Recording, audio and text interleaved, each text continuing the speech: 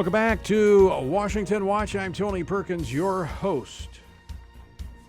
The website, tonyperkins.com. And again, folks standing by, if you'd like to partner with us to keep this message of Washington Watch coming to you each day, Monday through Friday, and on Saturdays, give us a call, 800-225-4008. This will be pretty much our last week as we're moving toward the end of our fiscal year end, and we want to finish strong because we want to start strong. So 800-225-4008. Members of our team standing by to take your call. All right, earlier today, President Trump reached another milestone as his 200th federal judge nominee was confirmed. Once we confirm Judge Wilson today, the Senate will have confirmed 200 of President Trump's nominees to lifetime appointments on the federal bench. And following number 200, when we depart this chamber today, there will not be a single circuit court vacancy anywhere in the nation for the first time in at least 40 years. That was Majority Leader Mitch McConnell on the Senate floor earlier today. Judge Wilson will be elevated to a seat on the New Orleans-based Fifth Circuit, a Circuit Court of Appeal. Trump's dedication to nominating judges has been one of the greatest strengths, I think, of this administration. Joining me now to talk more about this and the significance of this milestone is FRC's Vice President of Policy and Government Affairs, Travis Weber. Travis, welcome back. Thank you, Tony.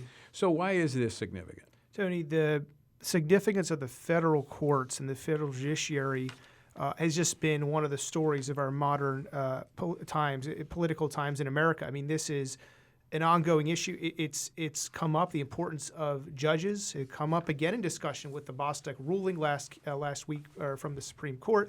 So this is something we can celebrate. 200 federal court nominees. Cory Wilson confirmed 5248, the 200th nominee to a federal appeals court deciding important questions.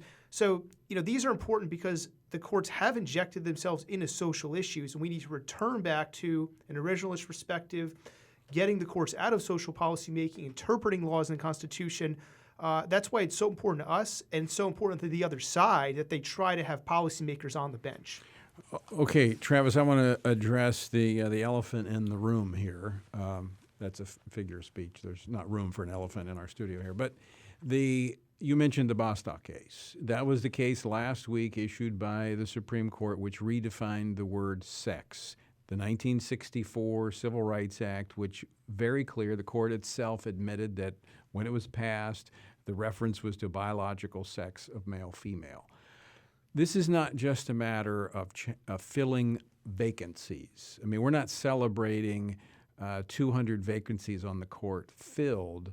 We're talking about the quality of the individuals. Now, I am now disappointed in Gorsuch, who was put onto the court, because I think in fact, we played a clip last week where I think he misrepresented himself before the Senate Judiciary Committee. But tell our listeners, is there reason to truly celebrate the type of judges that have been put onto the bench? I think there is, because when we look at President Trump's record, President Trump, Leader McConnell doing a great job with these nominees being confirmed.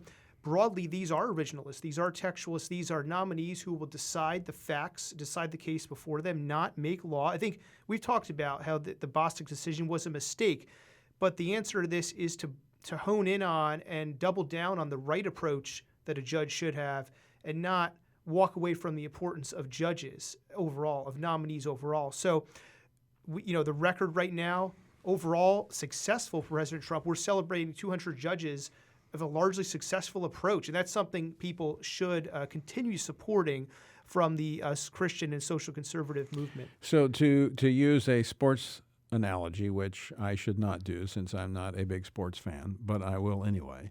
You're let's say baseball. You strike out. Do you quit? We're not quitting. We're not quitting. The Bostock decision was a setback. Tony, we're going to have 5 decisions that FRC is monitoring in the next few weeks from the Supreme Court. We could get some tomorrow from the court, including the Russo case from Louisiana, dealing with Louisiana's abortion law, and a number of other religious freedom cases. These are all important, and these cases are testaments to why we need the right approach from judges on the Supreme Court and lower federal courts. Now, we have, by the way, folks, I want to make this available again. It is the list of accomplishments from the Trump administration on all of these issues when it comes to judges, when it comes to religious liberty, when it comes to life, and it's quite extensive. And you can get a copy of that. 51555, the number to text. If you want to text me at the number 51555, the word actions. Some of you already have this, but it's being updated on a regular basis. Text me the word actions, that's plural, to 51555, and I'll send you that list. But of all of those things, judges are going to be the most lasting. They're the most lasting, and they impact multiple issues, right? Because we talk about the impact on the pro-life issue from a nominee, also religious freedom, and the proper approach to the Constitution overall and the separation of powers, in addition to lifetime tenure. All those reasons are important reasons to pay attention to nominees and judges. And I've had this conversation with the Senate Majority Leader Mitch McConnell. He has made the focus. In fact, the Democrats lamenting the fact that President Trump and Majority Leader Mitch McConnell have made judges the focus of their efforts in the Senate. They don't like that Leader McConnell, President Trump have been successful in confirming these nominees. They can't stand it. That's why they want to win the election, to be able to block these originalists and textualists from continuing to be confirmed. And we don't know what openings we might get in the Supreme Court. This is a crucial time in our nation's modern history. Well, this is especially important given what's unfolding even now that I'm going to talk about in just a few moments.